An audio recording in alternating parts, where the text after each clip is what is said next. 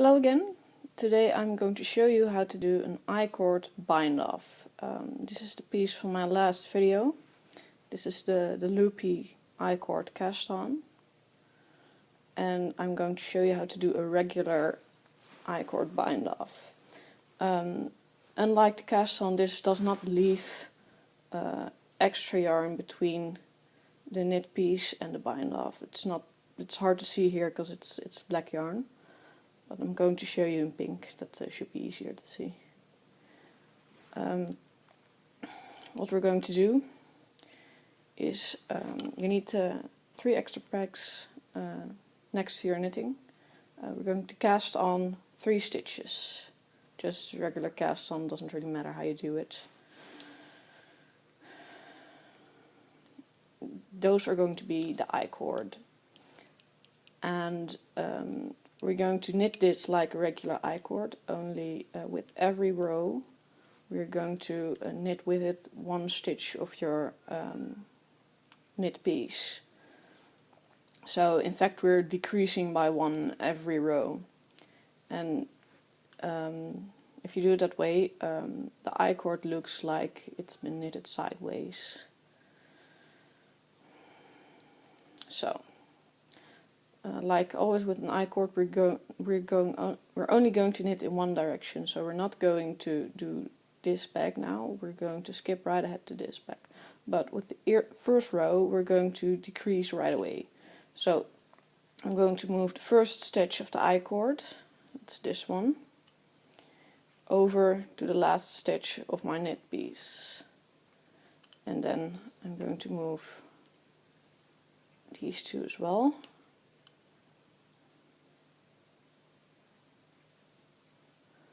I will show you how to do a loopy I-cord bind off too, in case you want the bind off and the cast on to match. This one doesn't want to go. Okay, so now we're going to knit it like a regular I-cord. So we wrap it down this back like the yarn is coming from this side. And we're going to knit these 2 bottom loops over the working yarn. Now knit the last 2 stitches. And we have 1 row of our I-cord. And now we're going to do it again. Move it over to the last peg of your knitted fabric.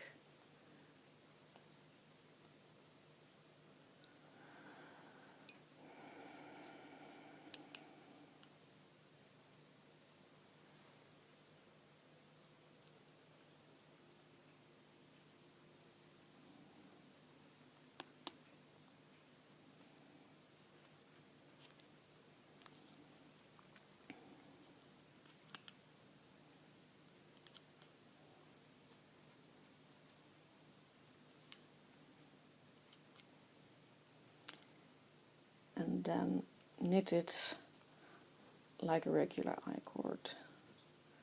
So 2 over 1. If they're too tight, you can just do the bottom loops 1 by 1. Doesn't really matter.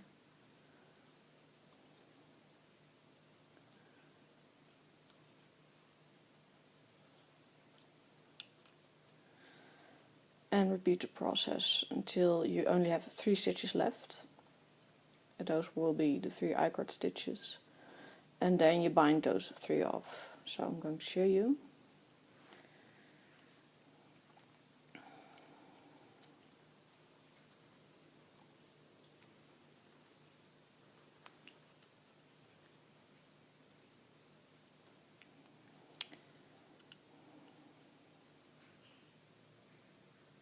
I'm not having the most lucky day when it comes to loops.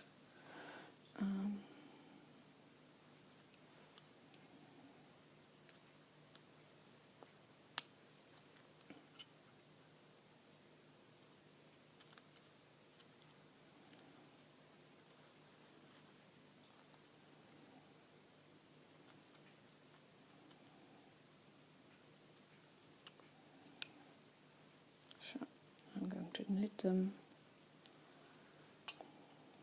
Remember to always knit in one direction with an I-cord.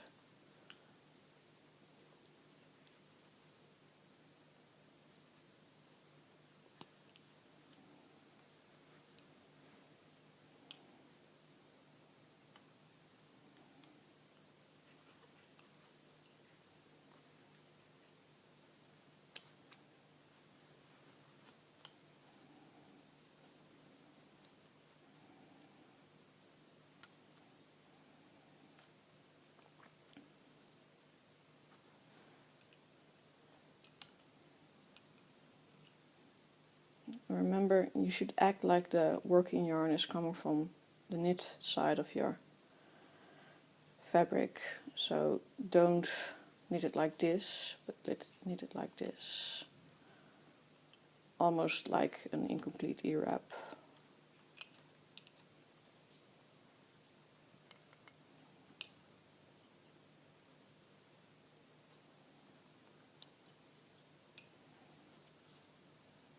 Well, I made a bit of a mess of it there.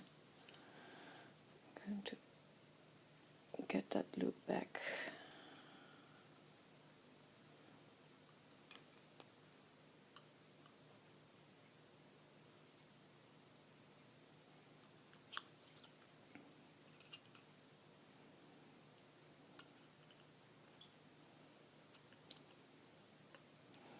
Like my last video, this is the Martha Stewart loom. The knit and weave loom actually. With the smallest bags and a knitting hook from the hardware store. It's actually marketed as a dentist tool. It's not actually used by dentists, but it's the description that is most accurate.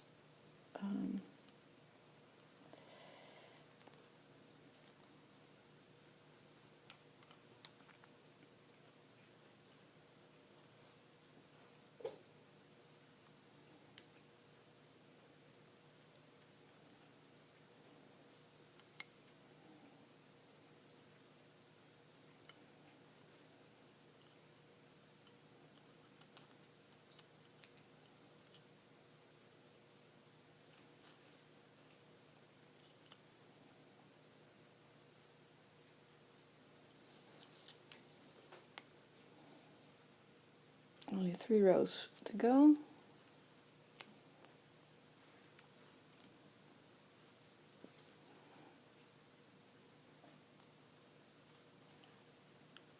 Come on.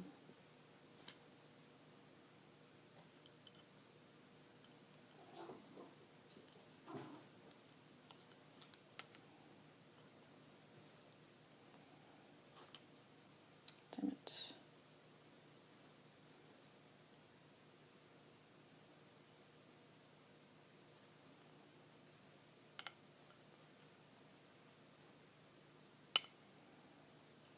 Looks like I didn't drop any stitches. Okay. I'm actually looking at my knitting through my tablet, so it's kind of hard to see for me. You're seeing exactly what I'm seeing.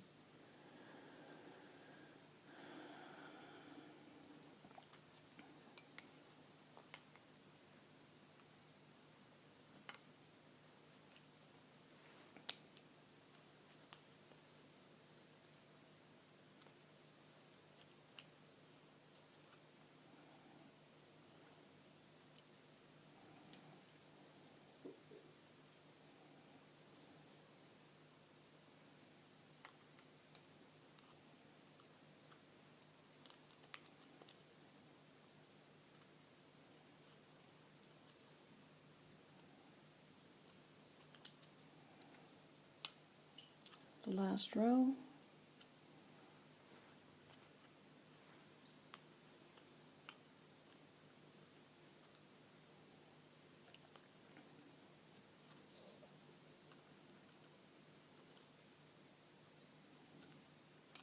Tighten it up a little bit.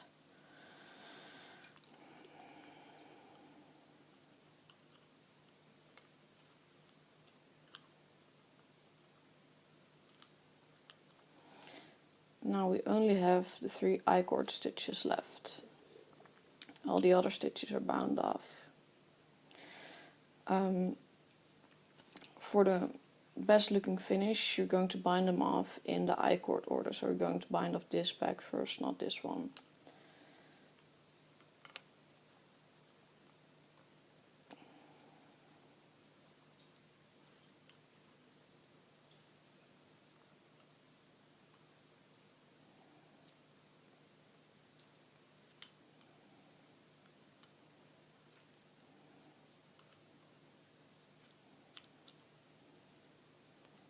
One more. No, this one, this way.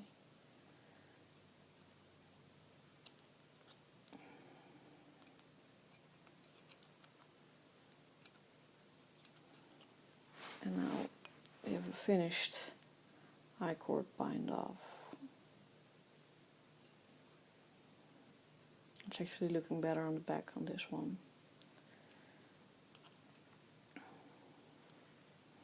This edge doesn't roll. It's the same on the front and the back. It's really nice round looking stitch. And this was done on the Martha Stewart loom for comparison. This one was done on a compact Kiss loom. It's a little finer, little smaller. That was the non-loopy I-cord bind off.